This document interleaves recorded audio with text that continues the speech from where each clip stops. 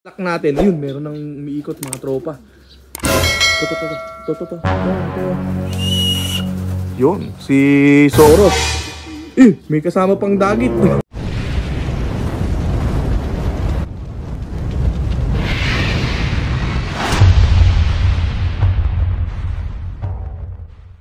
Yon mga tropang kalapatids! Welcome back dito sa Maclone Brothers TV for today's video. Ito mga kalapatids, second club pooling.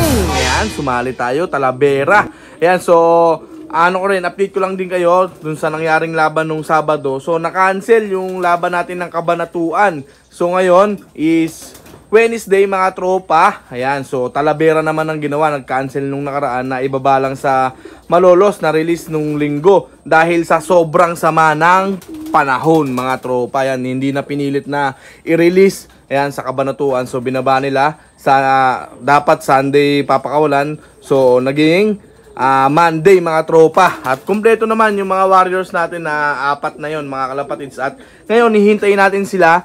Yan, niload natin sila kagabi. Yan, ito ang panahon sa atin mga tropa. Medyo madilim sa area na yon mga kalapatids. Pero yan, maaraw naman dito mga kalapatids. So napakawalan na yung ibon natin, 6:30 na Talavera mga tropa. Time check tayo, 7:05 7:20 or may get mga tropa. Kailangan dito na tayo. Yan, nakapag-asikaso na tayo mga kalapatids. Yan, so hintay-hintay na lang tayo. Tamang chillax na lang tayo. At may pansalubong na rin yung mga ibon natin. Yan, pawis na naghihingalong pating. Ayan mga tropa. So nilagay na rin natin dito. Dito na natin kakaskasin yung sticker. Ito yung sticker parang nakaraan ng dalawa mga kalapatids. Ayan, so parehas pa rin natin in-entry sa club pooling si Soro at si Daddy Blue. At naka-area tayo, naka-area pooling tayo sa may Pandi, Bulacan mga tropa.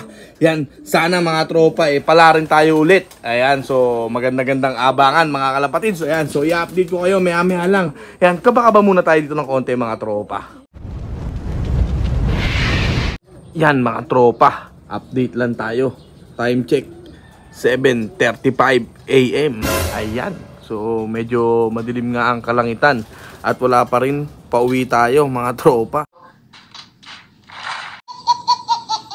Yan, so papakita ko lang sa inyo yung forecast. Ayan mga tropa, ito yung forecast natin dito sa ating loft. Pababa na ng 1-2 yung speedan dito sa loft. Yan, so mukhang pahirapan yung pawian ngayong araw. Yan, so medyo siguro masama yung panahon sa gawin na yun. Ayan, so kanina umaga malakas din ulan sa may bandang Pandi sa Santa Maria. So ito, sana makauwi yung mga ibon natin.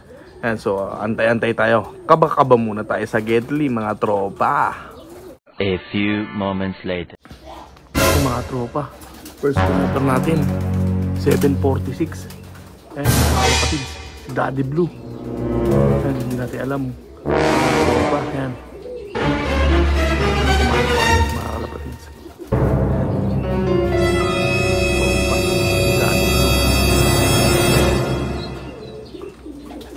Kapatids, pagod.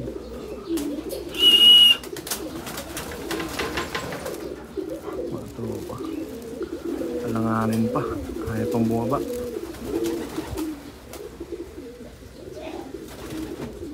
Diba lumipad yung ating tayuan mga tropa. Yan, 7:47 mga tropa.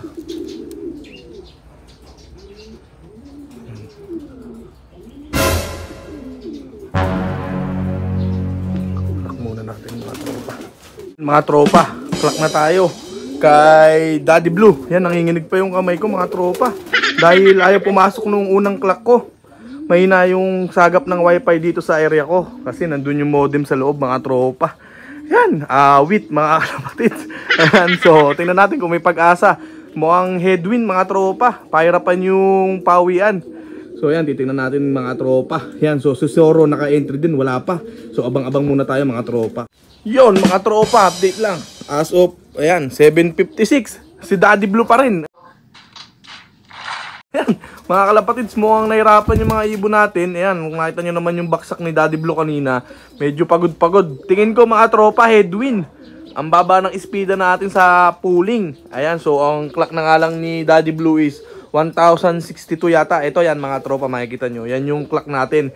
Hindi siya agad pumasok. Natin pinilit agad pumasok dahil doon nasisimula yung trauma ng ibon pag pinilit mong papasukin tapos hulihin mo agad mga tropa. Yan si Zoro natin, missing in action. Ayan, so sa club pooling medyo malayo tayo sa katotohanan. Pero sa area pooling, ayan, tingnan natin sa pandi tayo nakasali mga kalapatids. Pero yan, dikitan lang yung mga clock natin. Ayun, meron nang umiikot mga tropa. Ayan, to. Yun, si Zoro. May kasama pang dagit. Mga tropa, whitefly. Check out whitefly, mga tropang kalapatids. Ayan, mukhang galing din sa karera. Ayan, dapa. Ayan, mga tropa. Awit, late na, may kasama pa. Gago! Yan, so kaklak pa rin natin mga tropa. Yan, so si Zoro second drop natin. Klak muna natin mga tropa. Yun mga tropa. Ayan, lumipad na yung dagit. Ganda nung landing, kala mo loop niya talaga mga kalapatids. Ayan, so naklak na natin si Zoro. Ayan, baliktad pa yung sticker niya mga tropa. So yan mga kalapatids kaya pala na late. May ka-date mga kalapatids. Ayan. So 900 plus na lang yung speed ni Zoro natin. Mas malayo sa katotohanan yun mga kalapatids. Ayan, so 2 out of 4 Talavera.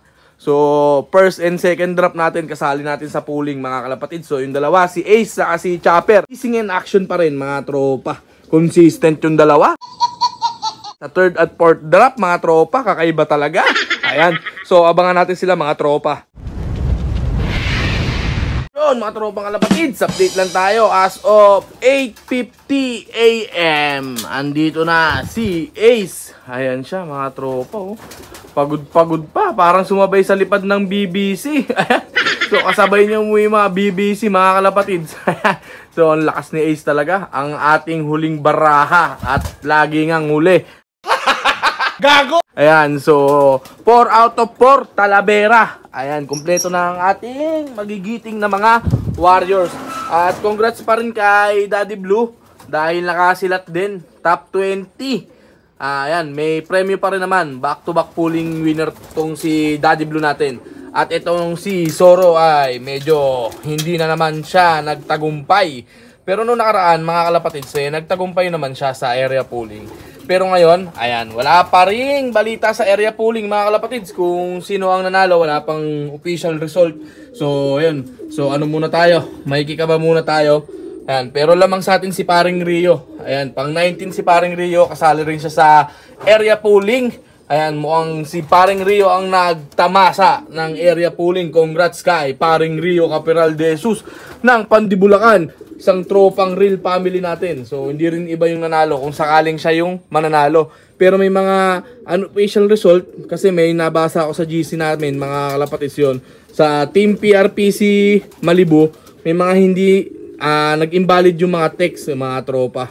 So, ayusin pa yan syempre. So, babalitaan ko kayo next vlog. Ayan, kung ano ba ang nangyari kay Daddy Blue. Pero top 20 siya sa club pooling. Hindi lang din natin alam kung masisipa pa siya mga tropa.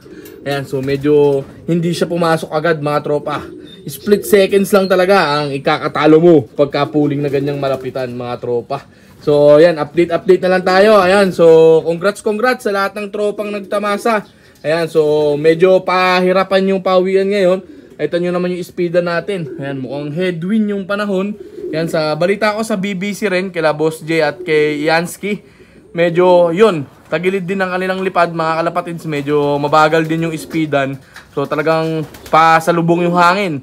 Nakita naman natin yung unang baksak ni Daddy Blue. Talagang makita nyo yung parang hirap na hirap siyang sumalubong sa hangin mga kalapatids. Ayan, sumunod si Zoro at may bihag pa nga. Nakita nyo naman kanina, may bihag pang kasama tong si Zoro natin, mga tropa. Ayan, so, pero wala naman na. Umalis na, nakidapo lang saglit. Pinanood tayong mag-clock. Ayun, tapos sumibat na rin, mga kalapatids. Ayan, so, hindi ganun kagandahan yung panahon ngayon. Mag-alas 9 na. Hindi tumirik yung araw. So yan, magpapatoka na tayo, mag-aasikaso na tayo mga tropa. At may pasok din tayo mga kalapatid. So sumisingit lang talaga tayo. Ayan, so ayan mga kalapatid, buti na lang. Meron pa rin kahit counting kapiranggot na nadali tong si Daddy Blue. Nakabalik taya pa tayo dyan. Ayan, so congrats sa lahat. At Yun lang muna ngayong video mga tropang kalapatids. Kung ikaw bago ka sa channel namin, welcome sa Maclone Brothers TV. Kung ikaw nanonood ka at hindi ka pa nakasubscribe, subscribe ka na at ring mo na rin yung notification bell para lagi ka updated sa mga latest videos natin.